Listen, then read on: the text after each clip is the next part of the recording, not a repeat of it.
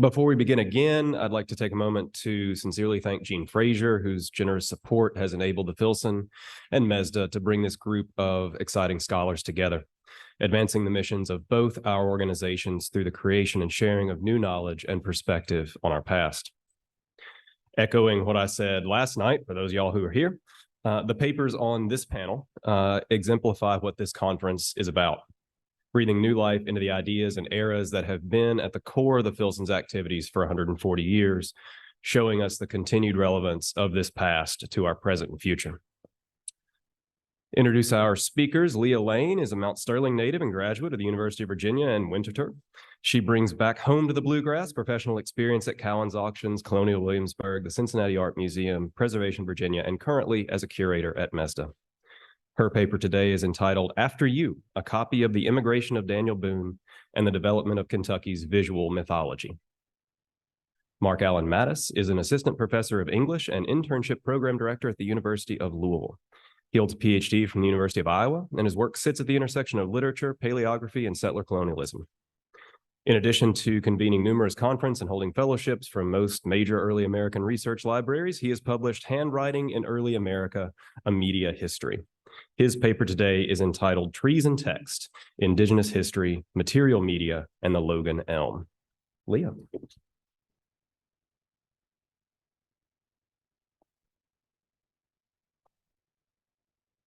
Good morning, everybody. Can you hear me okay? Perfect. All right. Well, thank you so much, Patrick, for that very kind introduction, and Mark for joining me on this panel this morning. It is wonderful to see so many familiar faces in the audience, but also some new faces. And it was great to start to get to know you yesterday. I'm really excited to kick off our second day of talks. And, you know, it's interesting. We sometimes have certain images that stick with us. Thumbnails of an idea, a spark of beauty, a compelling story. And sometimes those are from a brilliant singular encounter, but more often we get those through repetition.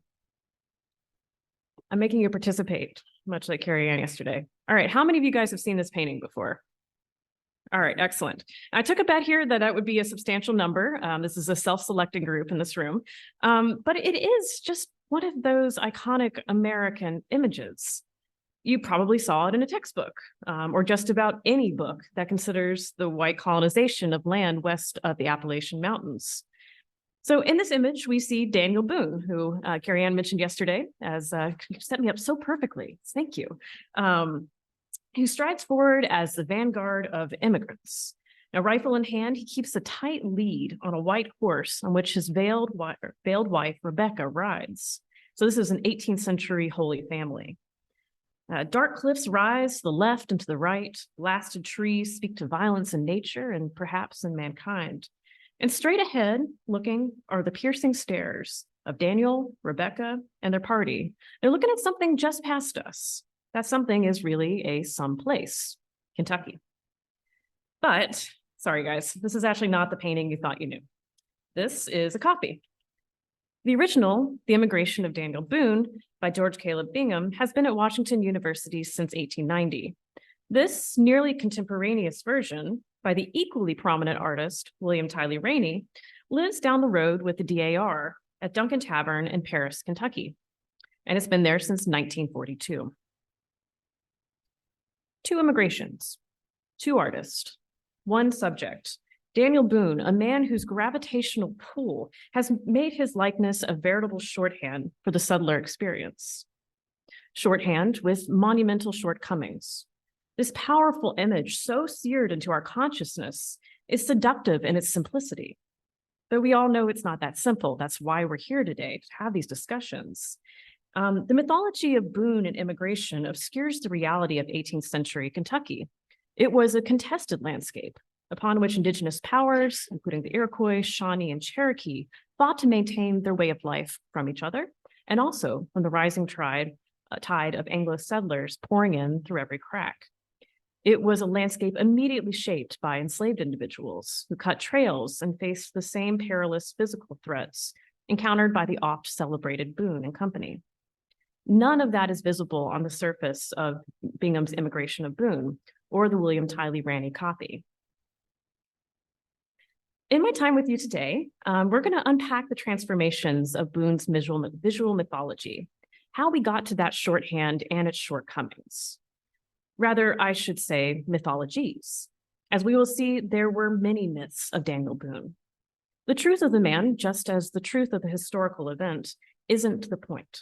Boone was used by artists as a tool to address contemporary anxieties and objectives in the Trans-Appalachian West. We'll start by considering how and why a select group of antecedents of the immigration of Boone approached the same human subject in distinct ways. And don't worry, this will not be an exhaustive study of all Boone imagery. That would take us all day, and I'm not going to do that to you. But we will then turn to Bingham's immigration itself and consider why the visual mythology of Boone we hold on to in the present is so deeply tied to this composition. We're at the Filson, so I have to start here. The myth of Boone was planted and took root as the iconic figurehead of Western expansion not long after his settlement in Kentucky. In 1784, John Filson published Discovery, Settlement, and Present State of Kentucky, which Carrie Ann mentioned yesterday. And this also included an account of the pioneer, supposedly recorded from Boone's own account of his life. Filson had spent some time with him. Now, Filson's biography of Boone was translated into several languages by 1800, but surprisingly, Boone's myth remained largely in the textual realm until 1812, when this etching appeared as the sole plate in cantankerous Federalist politician Humphrey Marshall's History of Kentucky. The first edition of this publication is notoriously scarce, even more so copies that retain this plate. MESDA is fortunate to have one in our collection, The Gift of Thomas Gray. This book itself actually links into the Boone story. It was owned by his granddaughter, Harriet Morgan Boone. There are accounts of Harriet reading aloud other contemporary publications to her aging elder, and perhaps Boone himself heard her read from this text and looked at this etching. And wouldn't you want to know his reaction? He apparently disliked an epic poem that was written a year later by a cousin so much that he said, quote, "Such drivel ought to be left until the person was put into the ground." So he had strong opinions about how he was presented during his lifetime. Another relevant fact for our gathering today, and thank you, Patrick, for pointing this out, you'll see two other names on the top left there. Those are George M. Davey and John Mason Brown, who were early leaders here at the Filson. But back to the print. The etching in the book is by Scottish-born engraver George Murray, a leader in the Philadelphia artist community. Although lacking any title besides Plate 1, we are confident of the narrative playing out in the image based on its similarities with Marshall's description of the 1769 death of John Stewart from this text. Murray's engraving is a wide composition. On the left, a group of Native American men armed with long rifles emerged from a canebrake. At the center, one holds down the figure of Boone's brother-in-law, John Stewart, and prepares to cut away the man's scalp. And at far right, two men flee into the forest, Daniel Boone and his brother Squire. This etching could not be more different from Bingham or Ranney's immigration paintings. While Boone strides directly forward at immigration, he darts into the shadows on the margins of the etching here. Rather than having their presence implied in the immigration painting, Indigenous peoples are directly represented in this etching. There is no sense of inevitability, no divine providence in this etching, just a brutal depiction of the kind of engagements that did unfold between white poachers and settlers and Indigenous peoples on the contested Kentucky landscape. This earliest known image of Boone was published in Marshall's book just weeks after the outbreak of the War of 1812, a conflict that saw the alliance of Indigenous powers with Britain. It was undoubtedly created in the immediate lead up to that war. Now, Marshall wrote from a firmly Federalist perspective, not disinterested in his own political fortunes and favorable memory making. But in this pre-war moment, his fears that Kentucky was under threat, both from internal politicians and external forces, colored his writing. And in the same way, this etching says more about the anxieties of 1812 than the events of 1769.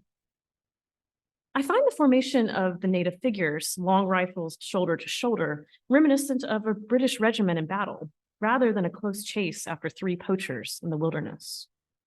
But more than anything, the centrality of the act of scalping, which we've already begun some discussions of yesterday, points to its temporal context. In early spring of 1812, the Kentucky Gazette reported bounties were paid by British to Indigenous peoples for American scalps. Scalping as an act of violence was practiced by all three groups, Indigenous, British, and American, but it was used in American visual culture to villainize the collaboration of Indigenous and British powers. So I want to bring up this print. This political print was created by Charles William in 1812, the same year as the Marshall etching, in the same town, Philadelphia, and overtly addresses the same concerns that are underlying the Boone scene. Indigenous men are given payment for American scalps by a British officer. And verses on the bottom of the page urge Columbia's sons to seek revenge for this practice. While Marshall's etching includes no such explicit call to action, I would argue that it would have been understood as a potent parallel to the current crisis by contemporary readers. In this case, Boone stands in as a representation of Kentucky and their immediate wartime situation. Although important as the first depiction of Boone that I've yet found, this etching has very little, if any, impact on the future evolution of Boone imagery. The distribution was too small, and perhaps this moment of relevance too brief. The singularity of this composition stands as evidence of a sea change in power. The threat of violence from Native American tribes in the Trans-Appalachian West decreased markedly in the post-War of 1812 era, the environment of Ranny and Bingham's artistic practice. Now, in contrast, no image of Boone has had as lasting an impact as this, the 1820 life portrait by then 28-year-old painter Chester Harding. Daniel Boone and his family had left Kentucky after their land grants were invalidated. He ultimately lived out his last years in Missouri. Now, Harding recalled that he, quote, had much trouble finding him, and he found that the nearer that he got to his dwelling, the less was known of him. His determination did pay off, and the description that Harding gave of Boone is incredibly evocative. He said, quote, I found the object of my search engaged in cooking his dinner. He was lying on his bunk near the fire and had a long strip of venison wound around his ramrod and was busy turning it before a brisk blaze. So evocative. Now, perhaps thinking about his own recent journey, Harding asked the frontiersman if he had ever gotten lost. Boone apparently replied, no, I can't say as I was ever lost, but I was bewildered once for 3 days. Harding's journey to Missouri was fatefully timed. Boone would die only a few weeks later. But thanks to those sketches, an iconic image of the frontiersman was born. Harding retreated to a studio about 60 miles away in Franklin, Missouri, where he created half and full-length versions of this finished portrait. The appearance of the full-length is preserved by an 1820 print by St. Louis engraver James Otto Lewis, as the original no longer really survives. Harding placed it on loan to the Kentucky State Capitol, and over the next 40 years, poor treatment damaged the work so much that Harding took it back in 1861 and simply cut out the head, pasting it onto a new canvas. So this is all we've got of the full length at this point. Harding's likeness of Boone was made at a moment where the first generation of settlers was rapidly dying off. There is a sense of nostalgia and history making that undergirded his journey in search of that elderly subject. Well, perhaps some financial interest as well. He knew this would be a popular image. The likeness that resulted heavily influenced subsequent depictions of Boone, including Bingham's. If you wanted your image of Boone to carry authenticity, Harding's life portrait was key. A quick sartorial note here, Boone is not wearing a coonskin cap. In fact, he was not a fan of those, rather more of a beaver felt guy, as is shown in the full-length print and in Bingham's painting. Apparently, no one has told this Etsy maker. Jeff Evans, this looks like it's selling out fast, so you might need to get some for your rascals. Anyway, Neil is the sartorialist here. We'll leave costume to his expert hands, but yeah. Back on track here. I'm gonna go back to the cat for a second. There was someone else in Harding's studio in 1820, a young boy less than 10 years old, eager to learn the basics of painter's art. That boy was none other than George Caleb Bingham. Born in Augusta County, Virginia in 1811, Bingham and his family moved to Missouri in 1819, and the artist called the state home for much of his life. And his life there was really the focus of his prolific artistic career. Bingham's early brush with Harding was only the beginning of Bingham's interest in Boone as a subject. One of his first paintings, which is unfortunately now lost, was a sign that showed Boone at full length in a similar pose to Harding's portrait. In a later instance in 1844, Bingham wrote how he planned to create a campaign banner for Henry Clay, one where he planned to show old Daniel Boone himself, painted as large as life. And then, of course, there's the Emigration painting. We'll get there. With Boone's death in 1820, his likeness officially entered the realm of memory, but it continued to grow in popularity with artists. Thomas Cole's 1826 painting of Boone by Osage Lake recalls the white-haired man that Harding found in Missouri. Here, a man of nature, overwhelmed by the sublimity of his environment. Enrico Kazuchi's sculpture of the same year, still in place in the United States Capitol, materialized the violence against Indigenous peoples that was in turn codified into policy by the Indian Removal Act 3 years later. It was not until 1833 that the visual mythology of Boone moved closer to the vision eventually captured by Bingham in Emigration, the myth of Boone as this divinely sanctioned instrument of Western expansion, the vision of Boone as a leader. The earliest depiction of Boone with a party of followers appeared in the 1833 edition of Timothy Flint's biographical memoir of Daniel Boone. In this rough woodcut, a figure points into the distance over a vast unfolding landscape of Kentucky, teeming with wildlife. There's a ubiquitous bear in these. There's always a bear. It is based on a passage originally recorded in Filson and repeated in all subsequent histories of the area. An overwhelming moment of joy and excitement at discovery, a moment ripe to be further developed by the talented brush of William Tiley Ranney. Born in 1813 in Middletown, Connecticut, William Ranney spent much of his youth in North Carolina. In 1836, at the age of 23, he set off to the Southwest, where he fought in the War for Texas independence. The time he spent in this region, though brief, would become a key inspiration for much of his artistic output, and he used it to lend his work this air of authenticity. To further enhance his effect, Ranney became a collector of Western objects that he would incorporate into his scenes. A critic who saw his studio recalled that, quote, the guns, pistols, and cutlasses, curious saddles, and primitive riding gear might lead a visitor to imagine he had entered a pioneer's cabin or a border chieftain's hut. Such an idea, however, would have been at once dispelled by a glance at the many sketches and studies which would claim that an artist, not a bushranger, had here found a home, end quote.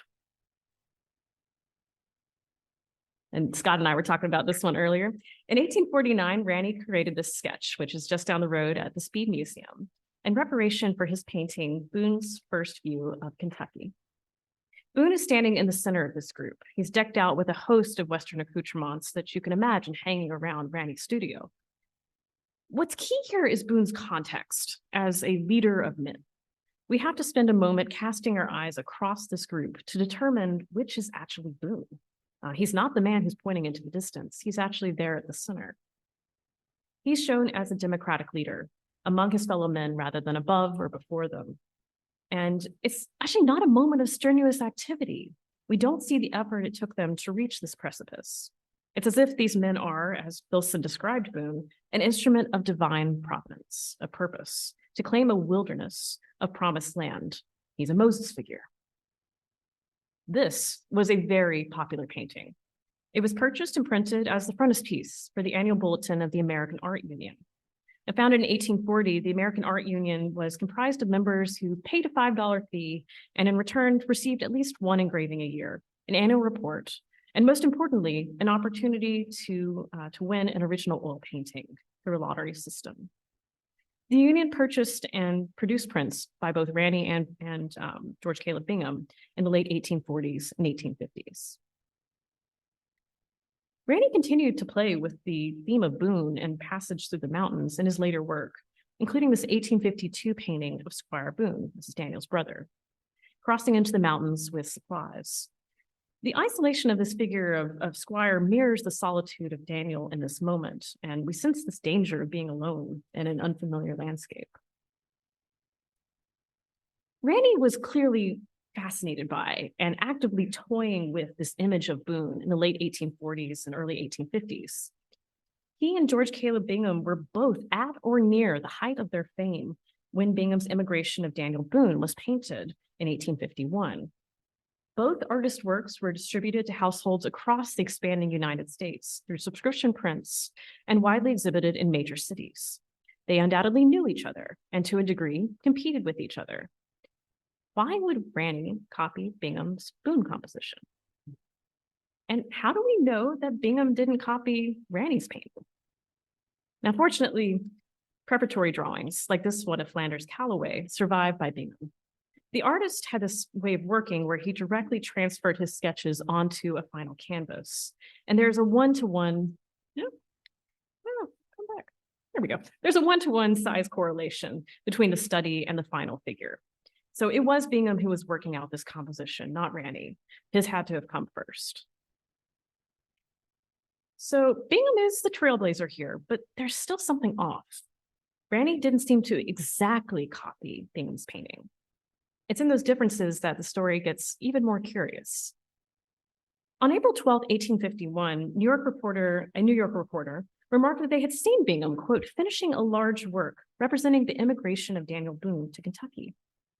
Almost a month later, on May 13, 1851, another reporter caught up with Bingham, this time in St. Louis, Missouri, where he had returned after sending his newly finished painting, Boone, to Paris to be lithographed. This extremely narrow time window, just 1 month, is further reduced by the travel time between New York and St. Louis. Even though Bingham and Ranny were both in New York at the time that this painting was made, the accuracy of the Boone copy is unlikely to have been possible in such a short period of time from a large-scale canvas. Ranny most likely copied the lithographic print, which records the first version of Bingham's Boone. Yes, there were actually two. And Ranny's painting is a rare representation of Bingham's original Boone painting, a painting we can no longer actually see. Bingham was not pleased with this lithograph, which you can see here on the screen, mostly because he had assumed it would be engraved. Engraving was a more time-consuming and costly method of creating a print, and it held a higher level of prestige, the kind of prestige that Bingham felt was appropriate for this history painting that he had created. In fact, he corresponded with the French printing firm Boone & Company that created the lithograph about sending the painting back to have it engraved. It appears that never actually came to fruition.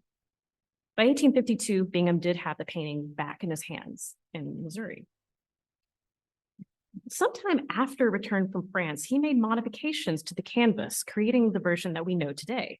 In the background, he swung the men and the cattle to the rear of the core group and stacked them together in a more shallow area. Bingham darkened the clouds, he raised more dramatic rocky cliffs with his brush, and he added another blasted tree. The second iteration heightens the sense of danger faced by Boone and his party.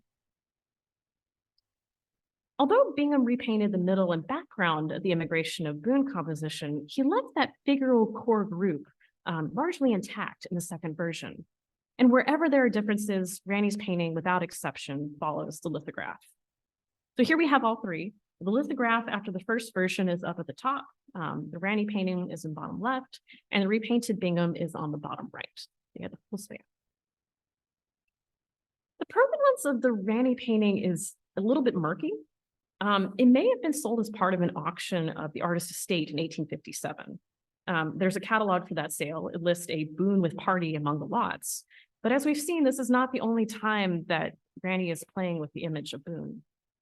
A scrap of paper identifying the artist, possibly from the 19th or maybe early 20th century, from an exhibition catalog, identifies the artist, but it doesn't have any known correlation with an actual exhibit that I've been able to find yet. And it may not have been this painting on exhibit at all. It might have just been a way to associate information about the artist with this work. We do know that a descendant of Brutus Junius Clay donated the painting to Duncan Tavern in 1942. But despite some serious digging, I haven't yet found evidence as to whether it was in the family particularly early.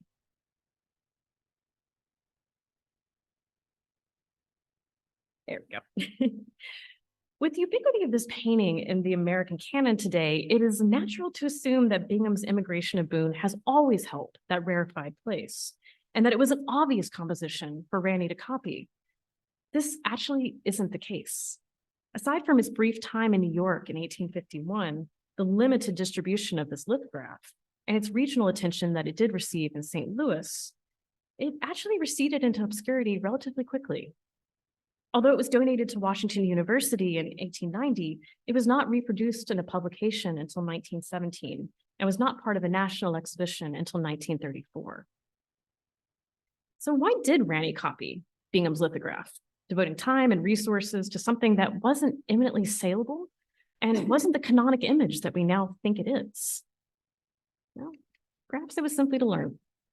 I argue Emigration effectively braids the elements of the Boone visual mythology we've just talked about into a composition that might have just been worth studying. Bingham and Ranny were deeply invested in that likeness, perhaps more so than any other American artist at the time. But the reason for that investment lies in the immediate cultural relevancy of this version of Boone's mythology. We'll come back. This Daniel Boone, this divinely sanctioned leader, was the ideal personification of a new confidence in the rapid expansion of white settlement. These same years where Bingham and Ranny produced their slew of Boone images for the national art scene also saw the full annexation of Texas after the Mexican-American War. The northern boundaries of the nation were clarified through the establishment of the 49th parallel with Britain. More than 300,000 prospectors scrambled west in search of gold. The Compromise of 1850 ushered in California as a state, created territorial governments, and drew the lines for the continuing battle over enslavement in the states. And in 1850, a year before Bingham's was painted, the country saw the largest number of white settlers leave on the overland trail for the Western country, estimated at about 55,000 people. This was a new generation of immigrants. The path the mythical Boone cut into the American West had never seemed so inevitable. Ranny and Bingham's Boone are racially uniform, without overt violence, and cast with strong religious overtones. Boone's image at the midpoint of the 19th century is more about the immediate context of the artwork than any reality of the man himself. The real fragility behind these images of an inevitable continent-spanning nation, spearheaded by a singular leader, may be part of the reason for the retreat of Ranny and Bingham's Boone from public consciousness. A decade after its creation, the nation descended into civil war. Not a single major artist produced a painting centered on Boone during the remainder of the 19th century, an absence J. Gray Sweeney attributed to the increased emphasis on the entire nation as the industrious instrument of manifest destiny. Sweeney points to Emanuel Lewis's "Westward the course of empire takes its way" as the most explicit expression of this new mythology. Rather than at the center of a historic moment of action, Boone is literally shifted to the margins, a roundel portrait to one side. Instead, generalized scenes of Western migration populate this expansive mural. Boone is but one part of the story, not the story himself. Bingham's Emigration begins to recenter in the public consciousness in the 19-teens, at least in Missouri. But it was 1934 before it truly entered the national consciousness and mainstream in the wake of a major exhibition at the Museum of Modern Art in New York. Suddenly, Bingham's Emigration was everywhere. It inspired contemporary artists like N.C. Wyeth. It was published in Histories of Kentucky, and Ranny's copy was donated to Duncan Tavern. Scholars like John Fogg have argued that the rediscovery of Bingham and paintings like Emigration was tied to a revived interest in nationalism, at the exclusion of what was non-American. Bingham's straightforward, racially uniform, and divinely sanctioned narrative again fit the needs of those in power in society. Two emigrations, two artists, one subject with a powerful gravitational pull. There are many myths of Boone. We live with them in our minds, whether we're aware with them or not. And by repetition, they become second nature to us. By looking at their construction, we can better prepare ourselves to question what it is we're really seeing. Thank you.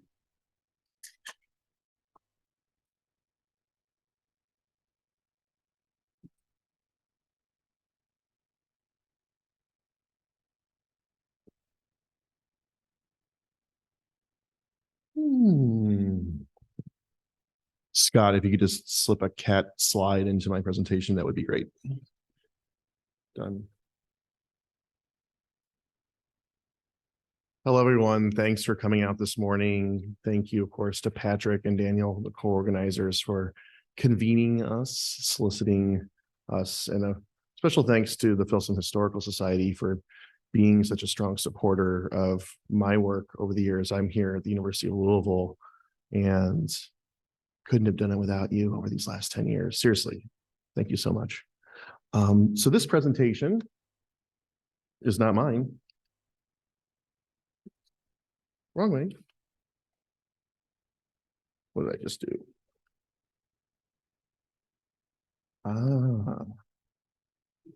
Let's talk about the capture of the daughters of Daniel Boone. Thank you. That's me. Okay, great. In 2021, I traveled to Central Ohio to learn about a tree, the Logan elm. The tree once anchored a park in Pickaway County, Ohio, the Logan Elm State Memorial, which was dedicated in 1912. The park sits on Pequot Shawnee land between the towns of Circleville and Chillicothe, east of the Scioto River. Among a range of stone monuments and print publications, 19th and 20th century settlers and historical societies apocryphally claimed that this elm tree was the site of an 18th century oration by Soyaktoa, a Cayuga Native American, also known as Logan, who played a central role in a conflict among Virginia colonists, Shawnee people, and Haudenosaunee migrants to the Ohio Valley, commonly termed Dunmore's War. Some settler accounts assert that a stream flowed nearby during the 18th century, while others suggest that a spring once flowed from the base of the tree itself. Today, a small creek, Congo Creek, flows behind a windbreak of trees that borders the northeastern side of the park. Though due to significant changes to the landscape by farmers, it's unclear what relation this creek has, if any, to the waterways described in settler accounts. The Logan elm, weakened by Dutch elm disease, died in storm damage in 1964. Trees and monuments, as well as textual archives and the institutions that house them, together compose what Chad L. Anderson calls a storied landscape. And our ability to recognize and understand those stories requires hearkening to theories, methods, and forms of evidence that both include and extend beyond the book. In this paper, I read both settler and indigenous memories of Logan in ways that reckon with the symbolic elements, material media, and embodied performances that constitute Haudenosaunee historiographic and political practices, as well as the memories of past and current day knowledge keepers, including members of both settler communities in Ohio and the Seneca Cayuga Nation in Oklahoma. These stories, alongside Logan's words, reveal an indigenous-centered history of ongoing negotiation and resistance to settler colonialism, rooted in traditional knowledge and communicated within native space. Beginning with a brief discussion of the founding of the Haudenosaunee Confederacy and the ongoing oral tradition of their constitution, I then draw on 19th century and early 20th century historical society publications, which contain settler resolutions and speeches, as well as native commemoration speeches related to the Logan elm by figures such as Charles Edwin Dagenet and Frederick Eli Parker. In part, I want to explore how settler contributions about Logan to the storied landscape of the Ohio Valley contribute to a 4-century spanning phenomenon that Jonathan Elmer has called, quote, archiving Logan, a process by which settler representations of Logan forward claims about minority experience in which white writers and collectors apocryphally misrepresent Native lives, reveal the limits of their own investments in the category of writing, and when authenticating historical claims for settler histories, and construct Native peoples more generally as either unable to articulate their own histories, or when they do so as if speaking to an inevitable dispossession, disappearance, and death, conforming to what Ojibwe historian Gene O'Brien describes as a settler ideology of lasting. I also want to think, though, about how Indigenous orators, through their framing of Logan's story and speech in terms of Native futurities, herald the sacred and political significance of pines, elms, and allied material media, living other than human, as related in the founding epic of the Haudenosaunee Confederacy and the oral tradition of their constitution. Later, I connect these earlier interpretations of Logan and the Logan elm itself to 21st century evocations by a replanted elm tree. I focus on the interpretations offered by an enrolled member of the Seneca Cayuga Nation, Paul Barton, who serves as a pot hanger or faith keeper in their longhouse, the Cayuga Deer Clan, and whose family traces their descent from Logan's brother, Toknik-Doris. Barton's memories figure Logan's actions as parts of an ongoing Indigenous history of survivance, a term that Gerald Wiesner describes as an active sense of presence in the continuance of Native stories. Native survivance stories are renunciations of domination, tragedy, and victimry. To better understand the sacred, symbolic, and political significance of trees, when connecting Logan's story to the concerns of present-day and future generations of Native peoples, it helps to have some grounding in the founding of the Haudenosaunee Confederacy and the ongoing oral tradition of their constitution. The founding narrative centers on a peacemaker, Daganoweda, who brought a sacred message that, quote, awakened the Mohawk, Oneida, Onondaga, Cayuga, and Seneca, and of course later the Tuscarora nations, to their potential as a people of righteousness, power, and peace. Peacemaker articulated this message, the Great Law, through the material metaphor of the Longhouse, under which the nations would and will unite under one roof and meet at the Central Council Fire in Onondaga Nation, but also maintain separate council fires. The Haudenosaunee Constitution, created by the Peacemaker, with the help of Jaconsosay and Hiawatha, is filled with symbols and metaphors. Many of these symbols and metaphors are depicted on the Hiawatha belt, whose wampum beads are strung on the woven fibers of elm bark, echoing the longhouse, traditionally built with elm. And inside, its 5 fires, representing the original 5 nations, with the Onondaga's central fire accompanied by the Great Tree of Peace, represented on the belt here as a great white pine. In the Haudenosaunee epic, quote, and I'm quoting from a transcription of this oral tradition from, I believe, 1916. The Peacemaker uproots the tree, and under it disclosed a cavern through which ran a stream of water, passing out of sight into unknown regions under the earth. Into this current he cast the weapons of war, the hatchets and the war clubs, end quote. In this transcription of the Constitution by the archaeologist and historian Andrew C. Parker, it explains further, into the depths of the earth, down into the deep underneath currents of water flowing to unknown regions, we cast all weapons of strife. We bury them from sight, and we plant again the tree. Thus shall the great peace be established, and hostility shall no longer be known between the 5 nations, but peace to the united people. One 19th century episode where we can see how the symbols and metaphors of Haudenosaunee knowledge are unevenly recognized and understood or misunderstood by Anglo-American interpreters is the publication of the first volumes of the American Pioneer, the official journal of the Ohio Historical Society's precursor, the Logan Historical Society. The title page depicts Logan delivering his speech to John Gibson, here in the bottom left. Logan and Gibson sit under a great tree, quite possibly an elm, as the leaves are characteristically ovoid and saw-toothed.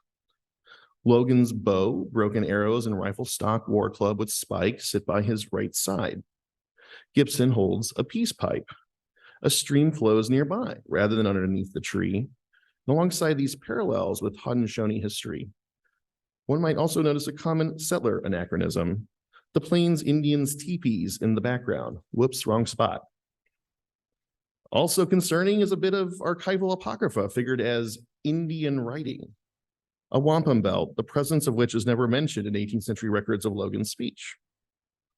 Gordon Sayre helps explain the presence of the belt in this image in terms of colonial biases towards written records, noting that, quote, in spite of all the insistence on the oratorical force of the speech, admirers could not give up dependence on a textual form, leading some to propose the existence of an original text written in wampum beads, the alphabetization of settler history, you might call it. Within the pages of the American Pioneer, Felix Rennick, the first president of the Logan Historical Society, gives further voice to an increasing settler desire to discover, that is, produce, authenticating written documents for their use in verifying Logan's story in Dunmore's War and locating the physical site of his famous speech. Consider Rennick's opening narrative and list of the Society's founding resolutions. In an assemblage of pioneers and citizens from different parts of the Scioto Valley, in 1841, Judge Corwin of Portsmouth a pioneer of the last century, stated that we were on or very near the spot where Logan, the Mingo chief, the Indian philanthropist and friend of the white man, delivered his celebrated speech.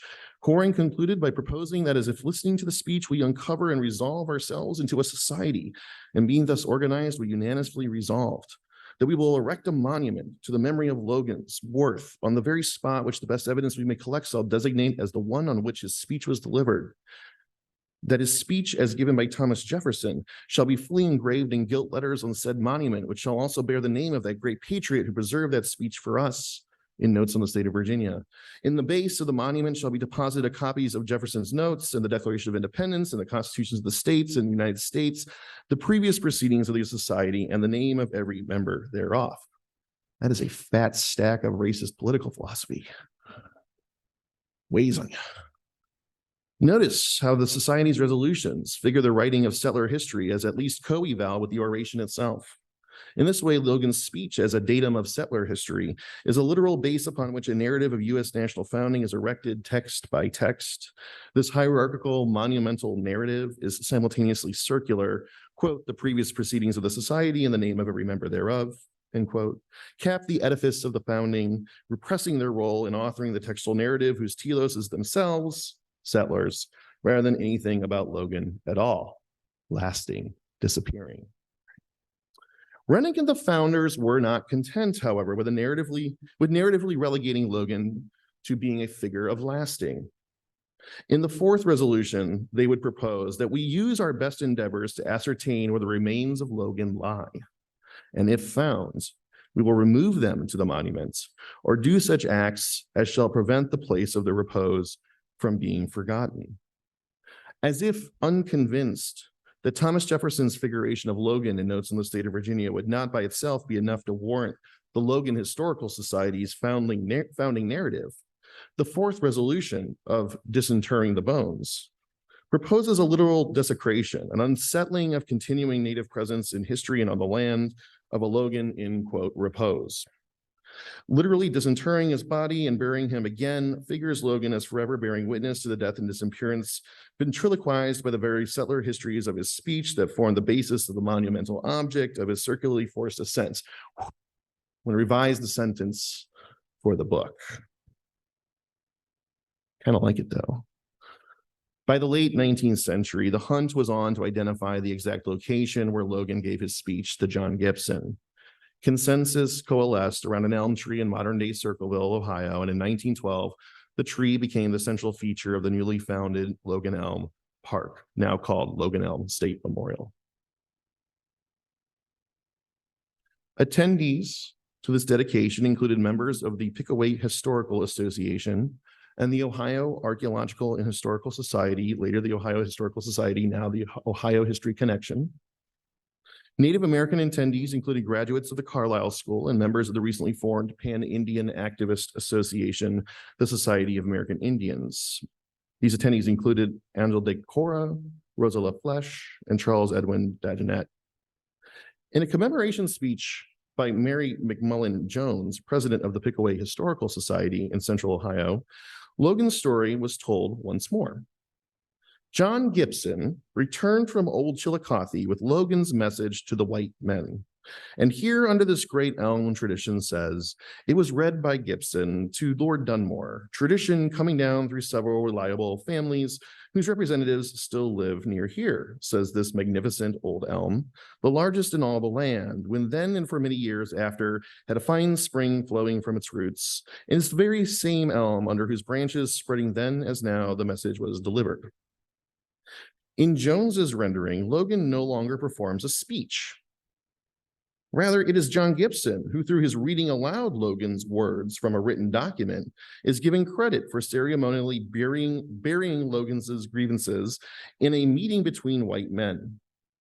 Jones goes on to describe the Logan elm itself as a figure of lasting. Like the stoic figure of the noble savage trope, Jones claims that it is, quote, fitting that these acres of land and this old elm were silent observers of the epoch-making event which brought peace to the Indians and opened this fruitful country to the new civilization should be observed to posterity. Jones's oration marks a stunning act of silencing. Quote, The new civilization, end quote, preserves the land and the Logan elm so that they may perpetually ratify settler presence. Tellingly, neither the land nor the elms speak. Instead, the settlers speak for the trees. Not all the speeches delivered during the ceremony, however, were so committed to settler futures. Indigenous contributions made by those present at the ceremony were oriented towards matters of the present and the needs of the future, in the people's burying of animosities and the replanting of the great tree of peace. 3 speakers contributed to the ceremony, including Dagenet and Parker, mentioned earlier from the Seneca Nation, as well as another who I'll mention briefly here in a moment. Dagenet and Parker, they sprinkled their speeches with settler tropes such as happy hunting grounds, stoic Indians, speechless witnessing, and melancholic Anglo-American mourners. Nonetheless, though these tropes may reflect the betwixt and between situation of an activist organization working alongside and in many ways reliant upon early 20th century white allies, the speeches aren't reducible to a kind of assimilationist negotiation paradigm. They also took these opportunities to make pan-Indian sovereignty claims and remind settler audiences of their coeval humanity and their legal rights. Orated beneath the Logan elm, their speeches memorialize the tree on Indigenous terms in this respect, articulating the sacred and political significance of the great tree of peace by looking toward the future rather than getting bogged down in the recriminations of the past. For example, Dagenet begins by reminding his audience that, quote, in the early days of Pennsylvania, the country around the falls of the Susquehanna was assigned to the 6 nations as a hunting grounds for the Shawnee, Coneys, Nanticokes, Munsees, and Mohicans. He later claims contra settler speeches about the guilt or innocence of particular settler ancestors in murdering Logan's kin. And people were like really obsessed. It was like figuring out like who delivered the death blow. Like it was about just identifying the facts of like who's guilty, who's not, right? Dagenet really moved beyond that kind of accounting of settler guilt, instead saying, it matters but little now who murdered or instigate the murder of Logan's family. The fact remains they were killed, and the resultant bitterness implanted in the breast of Logan, thereby who was simply human and not because he was an Indian. He de-emphasizes a strict accounting of the past and appeals instead to a universal, simply human feeling with which all members of his audience could empathize. In doing so, Dagenet centers the importance of how those present will remember the past going forward. In a similar appeal to present-day needs and future relations among Indigenous and settler peoples, Parker gently pushed his audience toward a more progressive vision of intercultural relations and encouraged the replanting of the great tree. According to Harry Wheel, a local editor of the Circleville Union Herald, Parker told his audience that, quote, I'm glad to say it was a relative of mine, General Eli Parker, who inaugurated the policy that forced General Grant to treat the Indian and place him on the same footing as any other American citizen enjoys. But it's time for us to bury the past. We must forget and forgive.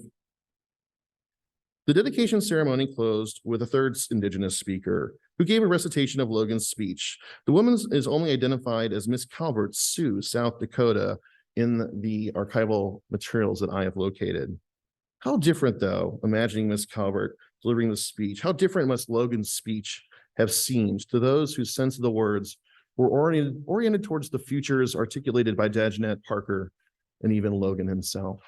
Very different than the lasting, so prized and valued by the settler histories that I've previously discussed. Well, when I visited Central Ohio in 21, the local park district's, quote, Logan Elm State Memorial Park Liaison, Rod Smith, led me on a tour of the landscape's built environment, including the Indigenous earthworks, state historical markers, and the memorial itself. The park contains a range of structures, including a marker placed on the former site of the Logan Elm, as well as monuments dedicated to Hokulesqua or Cornstalk, Non-Helema, his sister, and Michael Cressup, the person originally accused of murdering Logan and his kin. Some of these monuments stage Native people as figures of lasting. Particularly conspicuous is this stone monument erected in 1913, memorializing the 1912 dedication. It is engraved with Logan's lament on one side and a brief narrative of settler mourning on the other. And the monument is fitted with 2 metal plaques. I don't know why I didn't show the other side, that was dumb. An artist's rendering of Logan's head sits above a brief narrative, and an image of the Logan Elm as it stood at the turn of the 20th century sits above the speech. So obviously this is the narrative side. The imperialist narrative engraved on the 1930 monument is a melancholic story in which 20th century settlers mourn Logan's experiences of violence in order to rationalize the past and imagine a peaceful settler future under the aegis of the U.S. nation state. Quote, "Beside the spring then flowing beneath this majestic elm of the centuries in 1774, Logan, the chief of the Mingos and friend of the whites, he delivered his oration upon the occasion of the signing of the Treaty of Peace between the chiefs of the Northwestern Indian tribes and the Virginia militia, a treaty following the Battle of Point Pleasant, West Virginia, an oration unequaled for eloquence, lofty sentiment, solemn truth, and poignant sorrow. This treaty opened the Northwest Territory to settlements. This tribute to Logan, erected in 1913 by the descendants of the pioneers of this community, a tribute from civilization to the nobleman of a savage race." In the pioneers' descendants' framing, Logan's oratory signals a transitional moment in the opening of U.S. westward expansion and of civilization over and against savagery itself, the savagery of, quote, Indians and the savagery of white ancestors, which goes recognized by a man whose character and eloquence were an exception to the rule. In their rendering, of course. My guide, Rod Smith, played a very significant role, however, in ironizing these kinds of stories of lasting told by many of the monuments throughout the Logan Elm Memorial. Smith was the main person responsible for organizing a ceremony celebrating the 100th anniversary of the Logan Elm Memorial's dedication. Particularly compelling was the organizing committee's plan to plant a new elm tree in the park. So too were the efforts of the Ohio History Connection to invite enrolled members of the Seneca Cayuga Nation, Paul and Shelba Barton, to the ceremony. The Centennial organizers connected with the Bartons through Paul's work in Ohio via his role as the Eastern Shawnee Tribe of Oklahoma's NAGPRA coordinator. He was also at the time the THPO officer for Seneca Cayuga, and he now serves in that role with the Eastern Shawnee. Here's Paul and Shelba, and you can see just behind there with a little brace on the side, the young elm tree that they planted. So on September 30th, 2012, the Ohio Historical Society celebrated the Logan Elm Centennial with a tree planting ceremony. The program explains, "We are planting this tree to commemorate welcoming the tribal descendants of Chief Logan, the Seneca Cayuga tribe of Oklahoma, back to Ohio on the 100th anniversary of the state memorial. We've asked you to bring a handful of soil from your home to plant this tree so that together we might have an elm as mighty as the one that once lived on this land." Paul was presented with a wooden plaque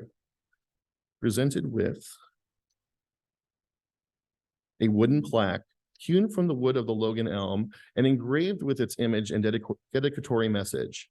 Shelba was presented with a watercolor painting of the Logan elm. During the ceremony, Paul gave an extemporaneous speech, which you can see here. I can't believe they captured this photo. It's fantastic. According to one eyewitness, Andrew Lee Fate, Barton, quote, explained that it has long been the tradition of his people to think about how their actions will impact the lives of their descendants 7 generations into the future. Indeed, that's the number of generations that Paul is descendant from Logan's brother, Todd McDoris. Barton himself said, quote, "When my uncle Logan acted, he acted with me and my generation in mind," end quote. The first thing that interests me about Barton's words is his invocation of kinship ties to Logan, my uncle Logan. This invocation is not a fictive trope. It's the simple reality that Paul can claim ancestral ties to Logan through his brother, and is a powerful rejoinder to those who privilege colonialist figures of lasting in Logan's speech, who is there to mourn for Logan, not one. Barton's historical interpretation further orients Logan's story and speech-making towards an indigenous future, me and my generation, says Barton. Barton thus stands in recursive relation to Logan, strengthening ties of mutual obligation to his ancestor while simultaneously keeping future generations in mind. Barton's presence at the planting of an elm sapling and his interpretation of Logan's actions together reorient our focus, making the case that Logan's words as embodied actions need to be recognized and read on terms of ongoing Haudenosaunee historiographic tradition, a tradition that Barton elaborates in turn. Speaking in front of a U.S. honor guard to the assembled participants and attendees, Barton meets the moment of a settler-oriented memorialization of Logan with a sense of hope, invoking traditional knowledge about the replanting of the Tree of Peace as well as about the centrality of the elm to Cayuga people, the people of the swamp, and securing the future. As the Constitution asserts, quote, should a great calamity threaten the generations rising and living of the 5 United Nations, when all the truths relating to the trouble shall be fully known and found to be truths, then shall the people seek out a tree, Kahan Ka Goda, a great swamp elm. And when they shall find it, they shall assemble their heads together and launch for a time between its roots. Then their labors being finished, they may hope for happiness for many days after.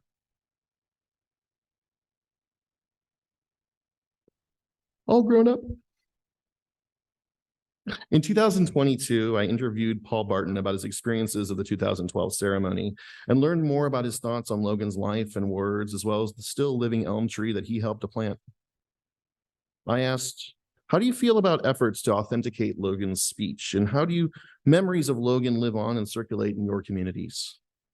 He reflected on Logan's knowledge of multiple languages, mentioning Cayuga, Delaware, Shawnee, English, and French, as well as matters of oral delivery, translation, and written transcription discussed elsewhere in this talk.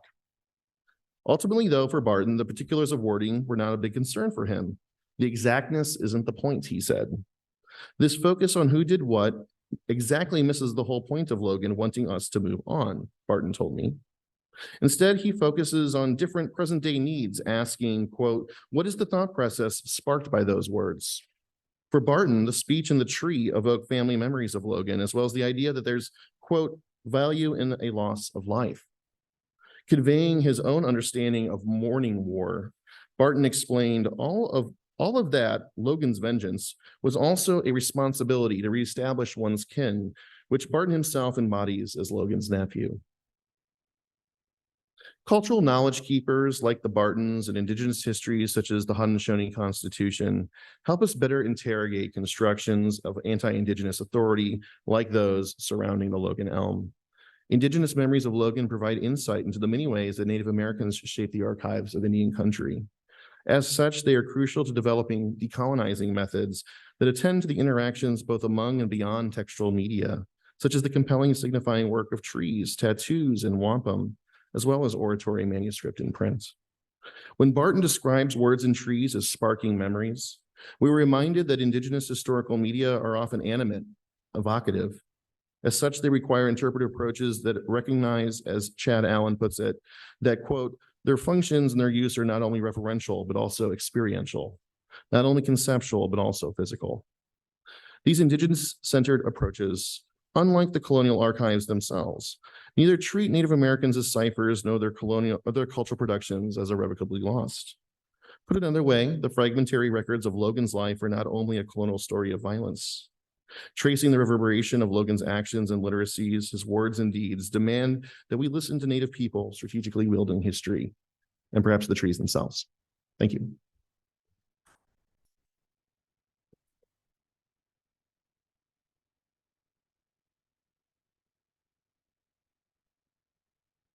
Thanks to you both. Again, for everybody, the mics are open here for questions. If anybody wants to lead us off.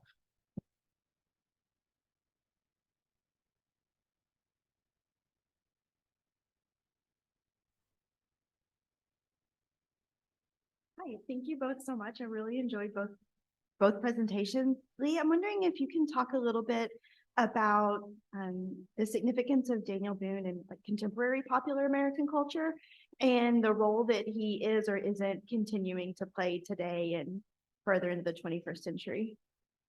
Yeah, absolutely. I will say that there is an excellent book. It's Daniel Boone to Captain America, which deals particularly with depictions of indigeneity in contemporary culture. And of course, the name of the author is currently escaping me, but I definitely encourage you to look into that as well. I kind of didn't delve as much into contemporary culture for this lecture. I don't think he has as much currency in our time. And I think it's similar to this idea of a single man embodying an entire experience. You just don't see him as often. I mean, I think the cat costume not counted. Yeah. Who else has seen Daniel Boone recently in contemporary culture? Perhaps there's if you like to go get a bougie coffee at the Daniel Boone Coffee Shop in Red River Gorge, you can play Caffeinated Settler Boy, and the iconography is amazing.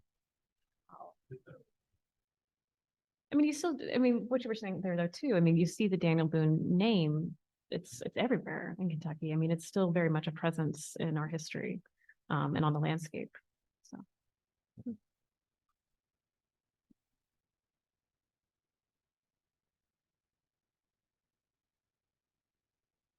You can also go and find his apocryphal hut, the D. Boone hut in Red River Gorge. Tickets away. Leah, did you mention what happened to Bingham's first painting? Yeah, so it still survives. It's just under layers of paint. So he literally repainted the original. So you can still see the pentimento of the paint buildup, and especially in the clouds. But yeah, it's still there. It's still there. Okay. Yeah. Wondering about popular music. Boone, there was a reason, well, a couple of thousand whole area blood and treasure. Daniel Boone and the place of America's first frontier, lost jewelry and top island of the culture of the lost it. One became closer at close to not there, but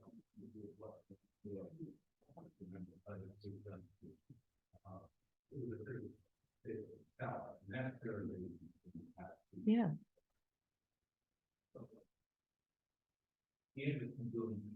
Oh, yeah.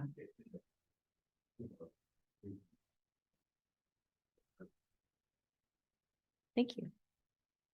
Leo, the Speed did a Ranny exhibition, I think maybe 15 years ago. And that painting was in it. Of the two, artistically, what do you think of their respective merits? I should clarify the Ranny painting. Are you referring to his copy of Bingham's Immigration? Really should be considered a sketch. It's not particularly well developed in terms of the modeling. It's more of a sketch than anything. So I think the Bingham still comes out on top in that, and it doesn't have that same spark of original production that you would expect from an original painting. So if I had to choose one, the Bingham's kind of got it.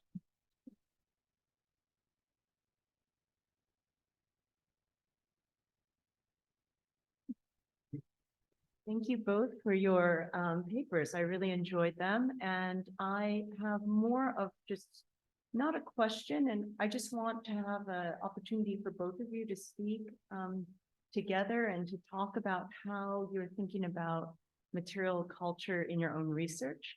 So yesterday I was talking about how objects can give us a different story. So they speak against the grain of the textual archive.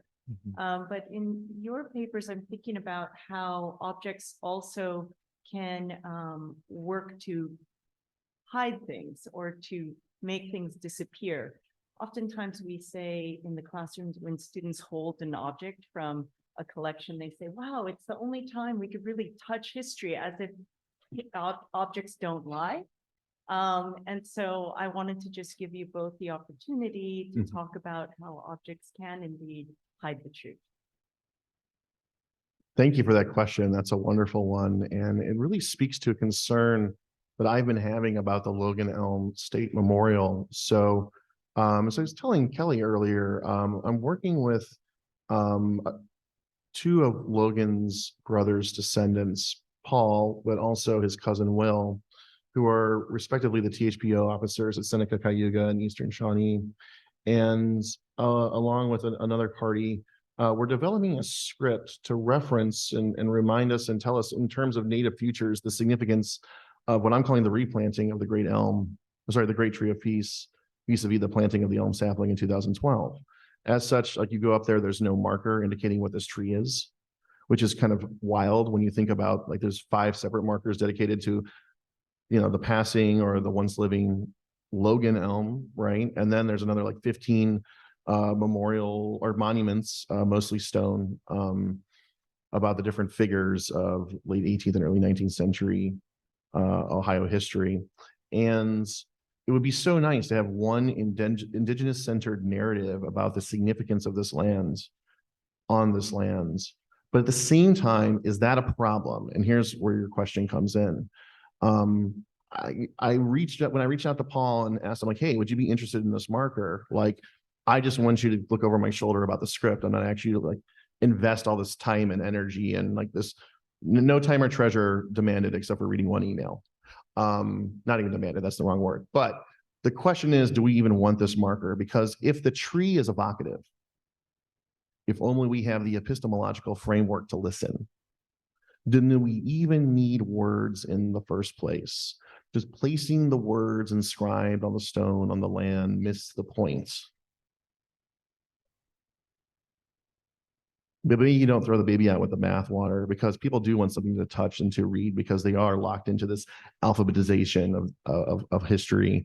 And at the very least, it can be a kind of transitional text to the evocative power of trees. Then on the one hand, misread, it might hide, but read in another way might be concomitant with a tree and being evocative of indigenous futures and indigenous narratives. So it sort of depends the framework you bring to the object as to whether an object hides or not. And we're struggling with that, but hopefully we'll figure it out. So I think particularly in paintings and in sculpture and in fine arts, I think of them and maps as well. I think of them as more as arguments than as particularly, truth tellers. So you just have to figure out what the argument that the artist is trying to make is. So I think in that sense, they absolutely can hide the truth. But I think it's also just thinking materially, what survives can hide the truth. Because such a small amount of our material world actually makes it up to the present, from the 18th century. And so, that survivor bias actually can really mislead in terms of reality on the ground at the time. So I think that's a key way that objects can tell lies. I just want to add one more small thing. I mentioned Michael Cressup at the presentation, person originally accused of the murder of Logan's kin. And on a technical point, there were like 4 different sortie, white militia sorties sent out to defend against or fight and kill, frankly, murder indigenous people, including Logan's kin, but also others. And the 2 sorties that Cressup led did not include Logan's kin, but actually other Mingos or Haudenosaunee migrants in the Ohio Valley, as well as Shawnee. And then this is monument, and this is the thing that lies, right? Is that like Michael Cressup did not kill Logan's kin. Good guy. He's the most important motive force of these white militiamen running amok in a misinterpretation of the Earl of Dunmore's interest in investments in the Ohio country, and is really kind of fomenting this particular episode of violence, though of course it's part of a longer history. So if not in actual literal deed who did what, the monument doesn't recognize the larger culpability of his actions on the ground. Liar.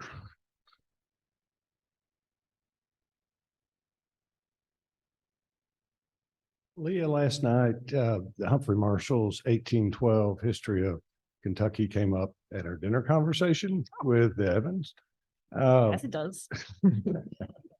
So to think about that, the first permanent settlement in Kentucky was 1775. That's published in 1812.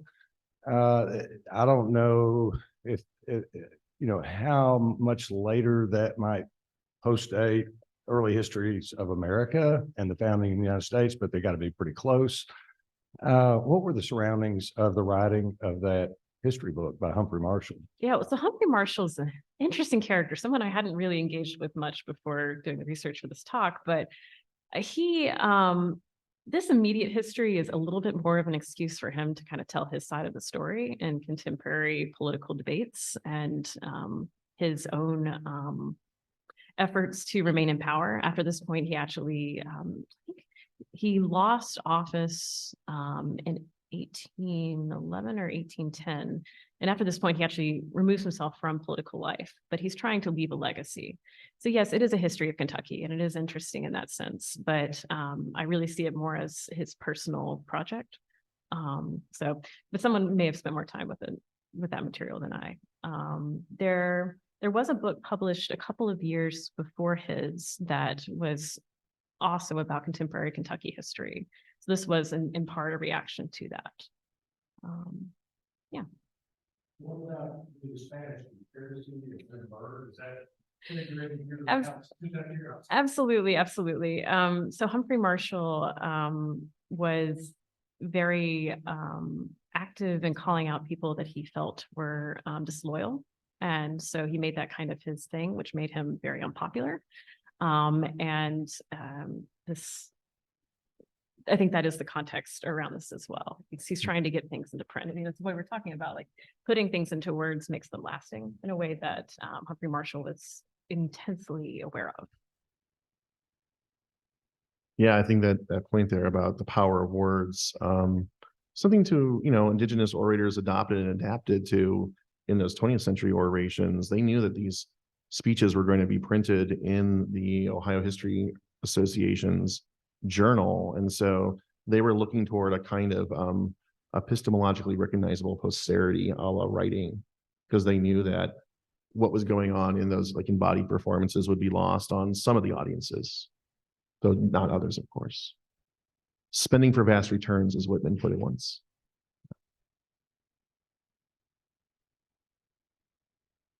So Mark, you're not going to be surprised that I love that. Obviously, I think that's really, really great work. Thank you. This is less of a question and more just an invitation to maybe riff a little bit more, but I was really struck by what you were saying about in 2012, the descendants being gifted. I think you said it was a wooden bowl or plaque. Yeah, a plaque with the Logan, the once living Logan elm engraved on it. That itself was actually a piece of wood from the elm, right. salvaged in '64. I feel like there's like a whole theme, of course, around material culture objects being carved from these trees that are now no longer with us. But I think there's something really interesting about what you were talking about, sort of competing epistemologies. I mean, what you were just saying a moment ago about, does this living elm need written interpretation, or should we be kind of expected to come to it with a different eye where the tree is doing the specific work? But I just was like really struck by the idea too, that trees are doing specific work by being rooted, right? Like they're in a landscape and they're in a place that's establishing them there. But then you also have these objects that can be carved out of wood that then travel and do their own kind of work. And is his name Paul? So you have this descendant who's able to take that back with him to his new home and sort of different places. That's not like I said, that's not really a question, but I just think there's something interesting that I'm ready to rip. About it. Let's lay the beat. All right, please rip. Yeah. So the first thing I thought was, wow, they like did this like, I don't know if it's laser engraving or it's like a burn rod engraving, but it is the most messed up settler dendroglyph of all time. I mean, wow, it's like, Joni loves Chachi arrow hearts on a other than human living descendant of Logan's relations. That kind of stinks. But on the other hand, right, and like writing, it's like writing on, this is what counts as the writing on the tree, not the tree itself. But on the other hand, Paul and Shelba got to take their kin, the tree, home. Paul actually, well, I won't go that far, but it's an opportunity perhaps to continue to care for a continually evocative ancestor, or perhaps it's a kind of opportunity for burial or some sort of respect for the dead. How he feels about that plaque is not something I've asked him, but you made me want to ask him, but also take a light touch because we're actually talking about something pretty damn serious. So it is quite evocative to think about the mobility of that tree, uprooted, but perhaps coming back home and being rerouted. So there's a lot of real possibility there. Thank you for sparking my thoughts. Appreciate that. I have another question for you, and that is, I was Googling the Logan Elm and Circleville as you were talking. And so I see there's a Logan Elm High School and the athletic team. You bet. The Braves. And Rod Smith is the football coach and his son is the principal. Oh my God. Well, but even more telling perhaps, and I wish you would comment on this, is that Circleville, and maybe explain to everyone the history in a way of Circleville and the irony of building on Hopewell Earthworks.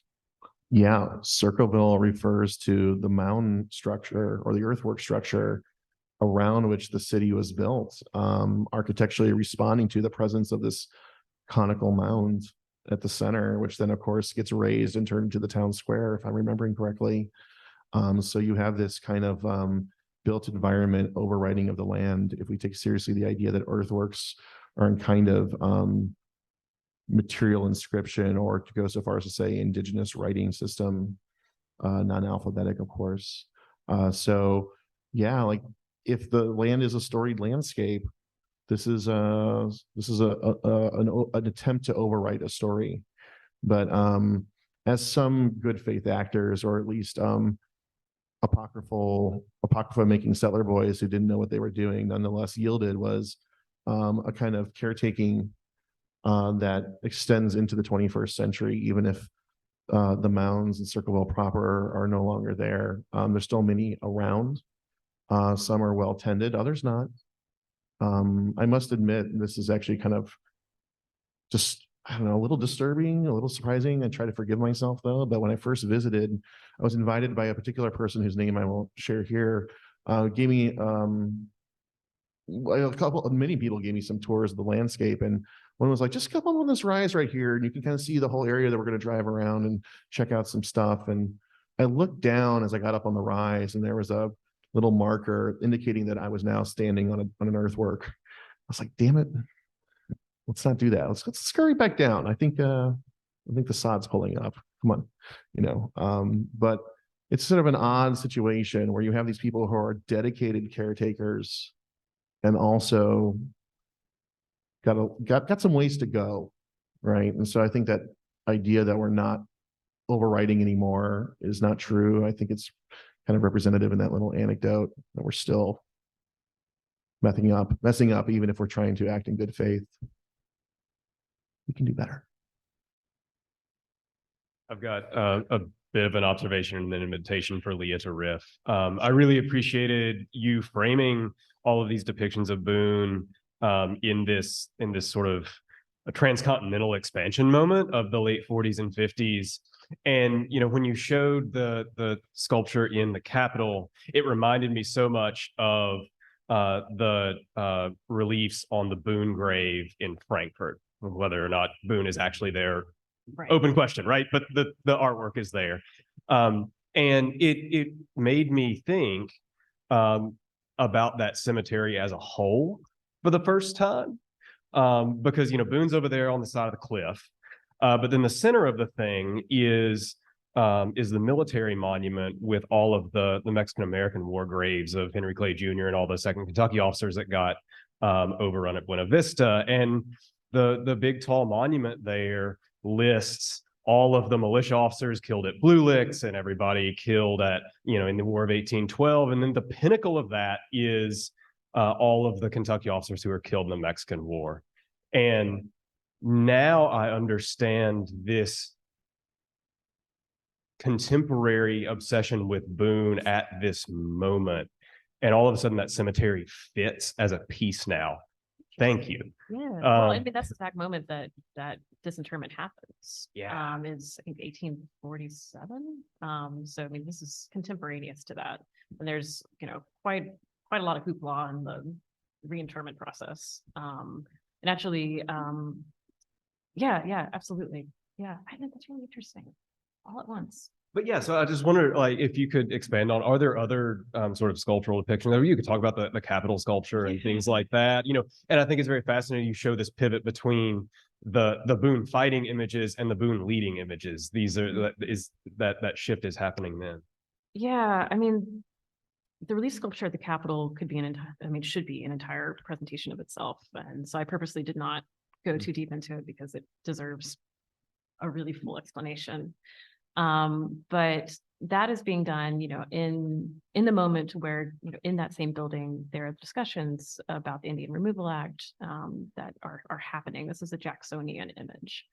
And so Boone is employed in that moment for that. So again, he is a tool. It is not about the reality of the moment.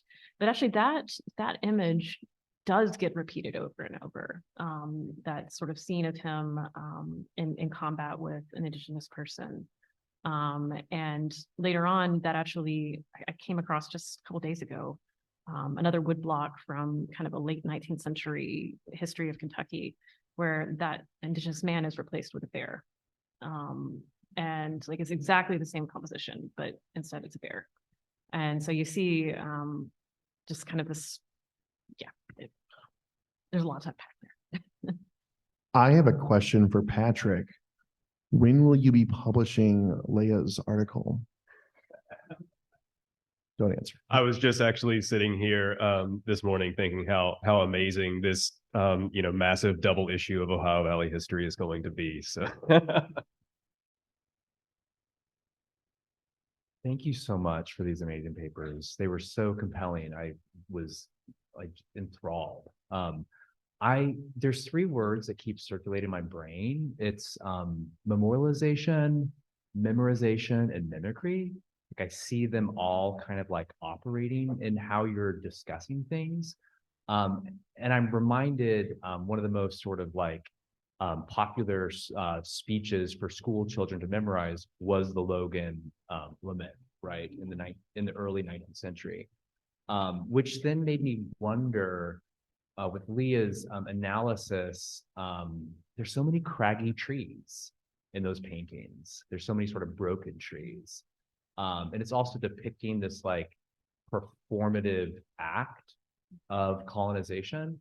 And I wanted to kind of like have you two sort of like riff on one another in some manner. I feel like you both have set up a new way for each of you to sort of view your objects. I know it's I have thoughts, random, but yeah. Yeah, no, I couldn't help but think about all the trees in those paintings. And I did note that the Bingham, the second painting, lots of broken trees, almost seem like they're burned, just ripped from the roots. It's like the beginning, end of Act 1, beginning of Act 2 in like a Gothic novel.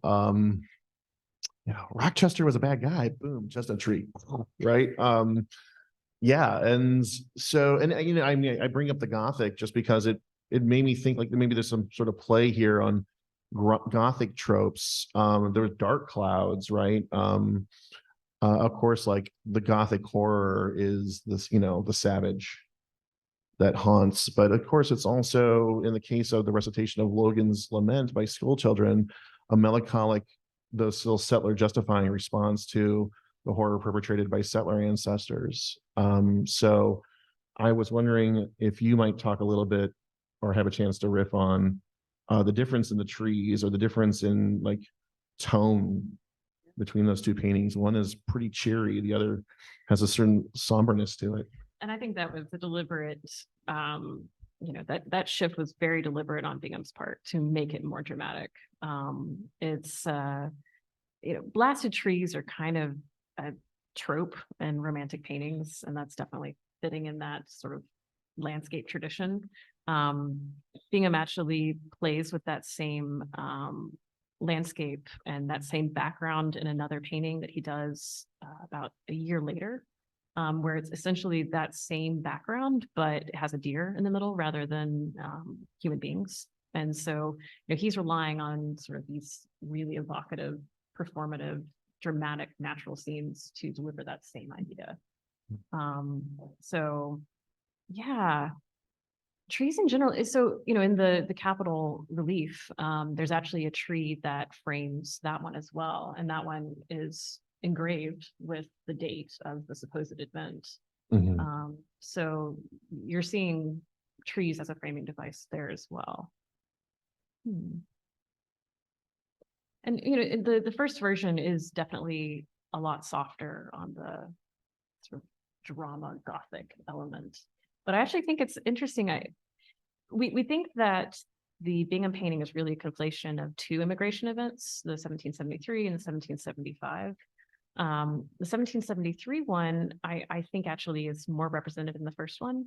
That straggly group back there that's kind of exposed really speaks to the actual events of that, where there was a separate group that went to go get supplies, including James Boone, Daniel Boone's son. And that group was attacked by Indigenous peoples and resulted in the death of James.